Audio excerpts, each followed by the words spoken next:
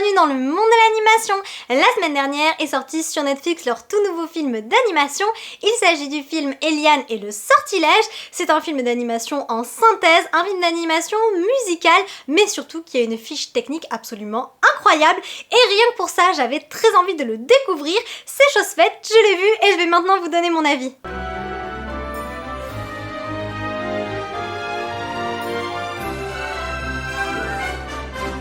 Alors, Eliane et le sortilège, c'est un peu le film d'animation 2024 de Netflix. Il est réalisé par Vicky Jenson. Vicky Jenson qui n'est autre que la co-réalisatrice de Shrek ou encore de La Route d'Eldorado, donc une réalisatrice connue des studios DreamWorks. Rien que pour ça, je me suis dit, le film va être bon, le scénario, ça va forcément être excellent. Ensuite, on regarde la production et là, nous avons en coproducteur John Lasseter. John Lasseter, on ne présente plus, c'est l'ancien directeur artistique des studios Pixar. On lui doit les plus grands films de chez Pixar, notamment Toy Story. Bref, forcément, quand il est là, il y a toujours un très haut niveau en ce qui concerne les films. Et ensuite, à la musique exceptionnelle, nous avons donc Alan Menken, qu'on ne présente plus non plus également. C'est un des plus grands compositeurs, c'est pour moi le plus grand compositeur Disney. Il a fait toutes les musiques emblématiques que l'on connaît aujourd'hui, La Petite Sirène, La Belle et la Bête, Pocahontas, bref, et j'en passe. Donc forcément, je me suis dit, les musiques vont être mémorables. Et pour terminer, le parolier n'est autre que Glenn Slater, qui est donc le parolier des chansons de réponse.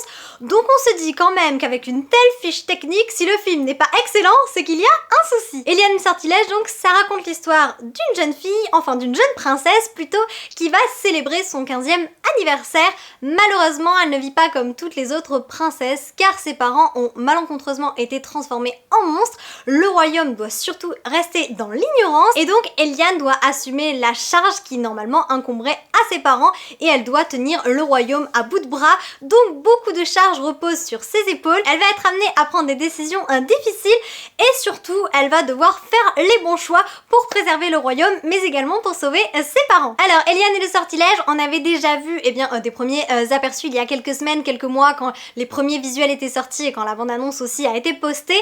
On voyait bien qu'il s'agissait d'un film un petit peu plus enfantin que les derniers films d'animation Netflix. On avait eu récemment, dans ces dernières années, Nimona, Le Monstre des Mers ou encore Klaus, qui sont des films tout public mais qui s'adressent quand même aussi bien aux enfants qu'aux adultes. Là, on voyait bien qu'il y avait une inspiration plus enfantine et quand je vous en ai parlé dans ma vidéo des sorties du mois, je vous ai dit ça me fait fortement penser à la série Apple TV qui est sortie cette année, Wondla, j'en ai fait une vidéo également, je vous la mets là. Et ce que j'ignorais alors, c'est que Eliane était coproduit par John Lasseter et il se trouve que pour Wondla, John Lasseter est également le coproducteur.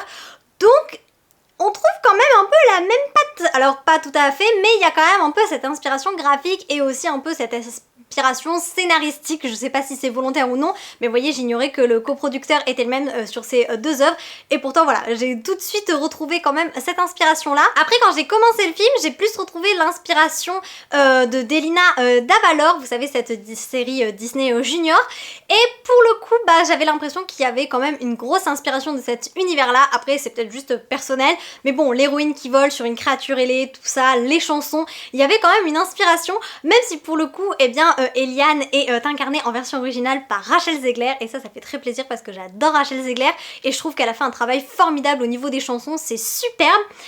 Et alors, par où commencer pour un petit peu vous donner mon avis? Bon, je vais quand même dire le négatif en premier, ou peut-être pas. Eliane et le sortilège, il s'adapte très bien, je trouve, pour des enfants. Je sais que le film est conseillé à partir de 7 ans, je suis la première à dire, regardez bien l'âge sur les films, ne montrez pas des films qui ne sont pas adaptés à des enfants. Mais pour Eliane et le sortilège, j'ai l'impression que quand même, il y a pas beaucoup de violence. Vraiment, le film est pas violent du tout, je ne trouve pas. Les monstres qu'on peut avoir ou les petites créatures, sincèrement, on peut les retrouver dans des dessins animés vraiment pour tout petits. Donc, sincèrement, je pense pas que ce film puisse vraiment effrayer des enfants. Après voilà, la sensibilité de chacun évidemment, mais je pense que c'est un film qui est vraiment adapté à peu près à tous les, bon peut-être pas à 2 ans, on est d'accord, mais je veux dire à partir pour moi oui de 5-7 ans, il n'y a aucun souci, c'est très mignon et je pense d'ailleurs que c'est plutôt l'âge cible du film. Et on en vient au premier point négatif, c'est que Eliane est censée fêter son 15e anniversaire. À la fin du film, elle célèbre d'ailleurs son 16e anniversaire, donc à 15-16 ans, on s'attend quand même à ce que ce soit un petit peu une jeune fille, une une pré-jeune femme, voilà, 16 ans quand même, on est vraiment bien dans l'adolescence, c'est l'âge quand même de beaucoup de princesses Disney qui font bien plus âgées qu'Eliane. Eliane, moi quand je l'ai vue, je me suis dit, allez, elle a 9-10 ans, maximum peut-être 11 si on cherche bien, mais pour moi elle dépasse pas le stade de la 6e, ça c'est sûr. Elle est très mignonne, mais elle n'est pas du tout formée, elle n'a pas encore de jeune femme, elle a un corps d'enfant, qu'il s'agisse bien de la taille, du physique, bref, on voit bien qu'elle n'a pas du tout passé le stade de l'adolescence, et donc je trouve que c'est assez perturbant parce qu'elle a beaucoup de charges à assumer, et elle a un rôle essentiel à jouer puisque c'est elle qui tient le royaume à bout de bras, et je me dis, ce physique-là, ça passe pas, il lui manque vraiment quelques années. Elle aurait eu 11 ans, ça aurait été parfait. Mais là, elle en a 15 quand même, et à 15 ans, bah voilà, j'imagine bien sur Jurassic World, ce genre de série, on voit bien qu'ils sont beaucoup plus âgés qu'Eliane. Donc pour moi, c'est le premier point négatif, j'ai eu beaucoup de mal en fait à entrer dans le personnage d'Eliane, à vraiment être impactée par ses choix et par ses actes, parce que pour moi le physique ne correspondait pas à son âge ni vraiment à sa maturité, et quand je dis qu'Eliane manque physiquement de maturité par rapport à son âge, je pense que c'est le film en l'occurrence qui ne se veut pas spécialement mature, et c'est là où j'ai été légèrement déçue parce que je m'attendais à un film qui allait beaucoup plus s'adapter aussi bien aux enfants qu'aux adultes, parce que Netflix nous y a habitués. Et là pour moi c'est vraiment un film centré enfant, c'est très mignon, c'est gai, c'est coloré, c'est joli, il y a une très bonne morale dont je vais vous parler après, mais voilà, pour des adultes, vous voyez, moi j'ai trouvé que c'était un peu long, le film il dure 1h50 je crois, 1h40, bref c'est quand même un long film d'animation, et je m'attendais à quelque chose voilà, de plus mature, c'est vraiment ce que je vais redire tout le long de la vidéo, mais moi il m'a manqué un truc pour que en tant qu'adulte, bah, je retrouve cette magie. Il y a beaucoup de chansons, beaucoup de chansons. C'est un peu le point négatif aussi du film. La maturité d'Eliane et le nombre de chansons, clairement, là, ce sont les deux points noirs pour moi de ce film. Trop de chansons, tue la chanson, les chansons sont très chouettes, surtout en version originale, parce que moi j'adore Rachel Zegler, je trouve que franchement elle a très bien incarné Eliane. J'ai également écouté une partie du film en VF pour voir la comédienne de doublage VF, je ne sais absolument pas qui c'est, mais je trouve qu'elle est parfaite, elle a bien une voix assez enfantine qui colle au personnage d'Eliane, donc ça c'est génial. Mais après, je m'attendais à un peu mieux. La musique ne m'est pas restée dans la tête. Les musiques du film en général, en dehors des chansons, ne me sont pas restées dans la tête. Et sur du Alan Menken, on est obligé de se dire que les musiques vont rester dans la tête. On entend une note de La Belle et la Bête, on ne se pose pas la question. Donc certes, j'imagine que le film n'a pas le même budget qu'un gros Disney, mais le compositeur reste le même. Et pour moi, les musiques qui sortent, elles sont toutes emblématiques. Là, j'ai pas retrouvé ça, vous voyez. Sur un compositeur comme Alan Menken, comme Hans Zimmer, comme Lin-Manuel Miranda, bref, comme sur ces grands compositeurs qu'on entend énormément dans les films, on s'attend à reconnaître tout de suite leurs chansons, à être imprégné par leur musique, parce qu'ils ont une patte artistique qui est reconnaissable entre mille. Et là, j'ai pas du tout reconnu Alan Menken, je suis incapable de vous sortir ne serait-ce qu'un air des chansons, enfin des musiques de ce film. Et pareil pour les chansons, il y a 2 chansons que j'ai trouvées vraiment très jolies, allez même 3 qui vraiment ont vraiment un intérêt pour le film et sont très belles, mais pas de là à les écouter, à les chanter en boucle. Et si vous connaissez un petit peu ma chaîne, vous savez que je chante tout le temps, donc dès qu'il y a des chansons de films qui sortent, j'ai qu'une envie, c'est de les chanter à l'infini, et là c'est pas le cas. Peut-être parce qu'encore une fois, il y avait toujours ce problème de maturité, je ne me retrouvais pas dans le personnage d'Eliane, j'avais du mal à entrer dedans, d'entrer dans son univers en fait, de préadolescente, pas vraiment adolescente, mais pas vraiment enfant non plus. Ça m'a un peu, en fait ça m'a dérangé tout le film, et donc ça a impacté aussi bien le scénario finalement que les chansons. Alors vous allez me dire, elle est jeune, c'est peut-être pour ça que ça n'a rien à voir, parce que par exemple le monstre des mers, Maisie, elle a 7-8 ans je crois, elle est vraiment toute petite et j'adore ce personnage, elle m'a complètement transportée, elle m'a fait frissonner, elle m'a fait trembler, bref, ce que je n'ai pas du tout ressenti avec Eliane, donc je sais pas, il m'a manqué ce petit truc magique pour que je sois complètement emportée par le film.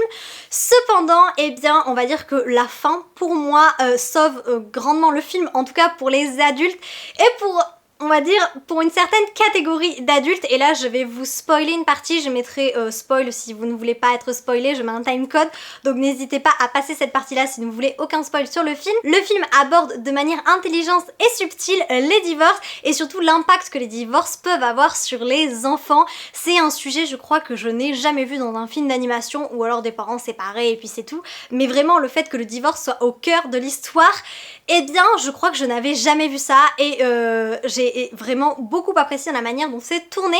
On voit les monstres, donc les parents, qui se disputent tout au long du film sans arrêt, et on se dit mais vraiment c'est pas possible qu'ils se chamaillent autant. Au départ c'est amusant, ça fait rire, Puis petit à petit, alors que le scénario avance, on voit que les disputes, les querelles, eh bien, elles impactent leur relation, mais elles impactent aussi Eliane, et on commence à comprendre peu à peu, eh bien, que leur condition de monstre finalement n'est peut-être pas arrivée de manière anodine, mais que leurs disputes en sont probablement à l'origine. Et là, c'est ce que je trouve très bien fait, puisque quand les parents réalisent en fait que leur discorde les a transformés en monstres et finalement, eh bien, a rendu le royaume instable, eh bien, ils vont se dire, eh ben, on se sépare, c'est tout. Enfin, ça ne sert à rien de rester ensemble si on ne s'entend pas, c'est idiot. Et là, Eliane va extrêmement mal le vivre, et j'ai trouvé ce passage très beau, franchement. J'aurais aimé que d'autres films d'animation l'abordent de cette manière. On se retrouve donc avec une jeune fille qui ne sait plus pourquoi elle est là, qui ne sait plus en fait, qui ne trouve plus sa place, et elle se dit mais mes parents ne m'aiment pas, ils ne pensent pas à moi, ils pensent qu'à eux, ils pensent à se séparer pour ne plus se disputer, mais moi dans tout ça en fait, ils s'en fichent, je suis quand même née de leur union. Et qu'est-ce que je fais là au final? Enfin, mes parents ne m'aiment pas suffisamment pour se battre, pour rester ensemble, et donc en fait, pour moi, voilà, c'est la conclusion que fait une enfant ou une adolescente quand les parents se séparent. Alors évidemment, c'est pas une généralité, mais ça impacte quand même beaucoup d'enfants. Le divorce à l'époque touchait peu d'enfants, il y a quelques années de ça, mais c'est vrai qu'aujourd'hui il y a de plus en plus de couples qui se séparent, et quand il y a un divorce, les personnes qui trinquent le plus, ce sont les enfants, même si les adultes évidemment c'est toujours compliqué. Ceux qui sont impactés malgré eux et qui n'ont rien demandé, ce sont toujours les enfants. Et là on voit bien qu'Eliane se dit mes parents ne m'aiment plus, ce qui va évidemment, vous imaginez bien, causer d'autres dégâts dans le film, car tout l'aspect psychologique d'Eliane va être un petit peu travaillé pour montrer à quel point cette obscurité va l'envahir et va impacter tout son être finalement. Et j'ai aimé de voir qu'Eliane était complètement désespérée, et surtout qu'elle se trompait, parce que ses parents, évidemment, qui l'aiment toujours, c'est pas parce que des parents se séparent qu'ils n'aiment plus l'enfant. Généralement, quand les parents se séparent, c'est que ça ne va plus entre eux, c'est pas que ça ne va pas avec les enfants. Quand les parents sont tous les deux à peu près sains d'esprit, ils aiment tous les deux leur enfant, c'est juste qu'ils savent pas forcément comment le montrer. Et puis après, les parents, ils refont aussi leur vie de leur côté, et donc forcément, les enfants, ils se sentent perdus au milieu de tout ça, et je trouve qu'Eliane, elle montre très bien ça, le fait de ne plus trouver sa place au milieu de parents séparés, et surtout la crainte de ne plus être aimé. Et ça, c'est fantastique, je trouve, de montrer ça aux enfants, pour qu'ils comprennent que les parents continueront de les aimer, et que d'avoir des parents divorcés, ça peut même avoir des avantages, mais surtout qu'ils ne sont pas en tort si les parents se séparent. Donc ça, je trouve que c'est superbe, c'est un beau message, et j'ai eu peur à la fin du film que les parents se remettent ensemble. J'ai vraiment eu peur. Je me suis dit, si les parents se remettent ensemble à la fin, vraiment ça gâche tout le film et tout l'intérêt de l'histoire. Évidemment, spoiler alert, les parents bien évidemment se séparent à la fin, et Eliane va très bien apprendre à vivre un coup chez son papa, un coup chez sa maman, et ça, dans un monde moderne, ça fait plaisir de voir qu'un enfant peut vivre avec des parents séparés. Ce n'est jamais abordé dans les films, et pour moi, rien que ça sauve, allez, au moins 80% du scénario. Si j'avais pas accroché sur le reste, ça franchement, ça m'a quand même percuté. Fin de la partie donc spoiler. Et pour continuer sur la vie générale du film, je voulais parler des graphismes qui sont remarquablement beaux. Rien que le début du film, c'est vraiment de belle qualité. Le souci, c'est que maintenant tous les films sont très beaux, donc on n'arrête pas de s'extasier, mais en tout cas celui-là, il est assez réussi. Je sais pas si le style graphique m'emballe à 100%, parce que c'est assez commun finalement par rapport à tout ce qu'on peut voir en termes de princesse, de synthèse, mais en tout cas la qualité est au rendez-vous. Ça fait passer un très bon moment. Moi je l'ai regardé le dimanche matin tranquillement en prenant mon petit déjeuner. Bon, le petit déjeuner était fini depuis un moment quand le film s'est terminé, on est d'accord, mais vous voyez, ça fait passer un bon moment le matin. Ça peut être un petit film familial à regarder, soit seul, soit avec vos enfants. Bref, ça fait une chouette aventure à découvrir, et puis ça permet quand même de retrouver un petit peu de la réalisatrice, du producteur, bref, du compositeur, même si c'est pas aussi bien que moi je l'aurais espéré. Voilà, vous retrouvez un petit peu de tout. Il y a quand même pas mal de clins d'œil également à d'autres films. Je vous laisse en trouver quelques-uns, mais pour ma part, j'ai retrouvé pas mal d'éléments de dragon, notamment avec un buste de la reine qui ressemble fortement à Astrid, ou encore aux moutons qui clairement sont inspirés de dragons. On ne peut pas enlever l'inspiration de dragon, ce n'est pas possible. Bref, il y a aussi quelques références à des contes de fées. Si vous cherchez bien, il y a plein de petits easter eggs, donc c'est plutôt bien, c'est sympa. La méchante, qui n'est pas vraiment méchante, qui est juste la capitaine de la garde, j'ai trouvé qu'elle n'avait pas été sanctionnée assez vertement par rapport à ses actions. Ça m'a un petit peu perturbée à la fin du film, mais dans l'ensemble, écoutez, j'ai passé un bon moment. Je reverrai pas forcément le film, mais je me suis bien distraite, et c'est ce qui compte finalement, voilà. Vous voyez, j'hésitais à dire que c'était peut-être pas à la hauteur de la fiche technique, parce qu'il y a de très grands qui travaillent sur le film, Mais d'un autre côté, c'est juste que je suis peut-être pas 100% le public ciblé, je pense que c'est pour une fois un film qui s'adresse beaucoup plus aux enfants, et ça fait du bien quelque part, parce qu'on voit beaucoup de films aujourd'hui qui s'adressent aussi bien aux enfants qu'aux adultes, mais généralement ça s'adresse un peu plus aux adultes, et je l'ai dit au début de la vidéo, je le répète, mais c'est important que les enfants voient des films de leur âge, parce que quand je vois des enfants dans des salles de cinéma. Dernière expérience, Wicked, que je suis allée voir en avant-première, il y avait un petit garçon de 5 ans devant moi, ça a été infernal, il n'a fait que bouger. Ses frères et sœurs qui doivent 7-8 ans, ils ont beaucoup bougé aussi. Bref, un film de 3 heures, comédie musicale pour adultes, c'est pas adapté à des enfants. Bah là, voilà, je trouve que c'est bien, au moins c'est un film, même s'il est long, je pense qu'il captivera les enfants, qui vont être entraînés par les chansons, par les musiques, par Eliane qui est attachante. Bref, voilà, ça fait passer un bon moment. Dans les commentaires, n'hésitez pas à me dire ce que vous avez pensé d'Eliane et le sortilège si vous l'avez vu, et n'hésitez pas également à me dire si vous avez prévu de le voir. En tous les cas, vous passerez un très bon moment devant ce joli film. En espérant vous avoir apporté un peu de magie, à bientôt!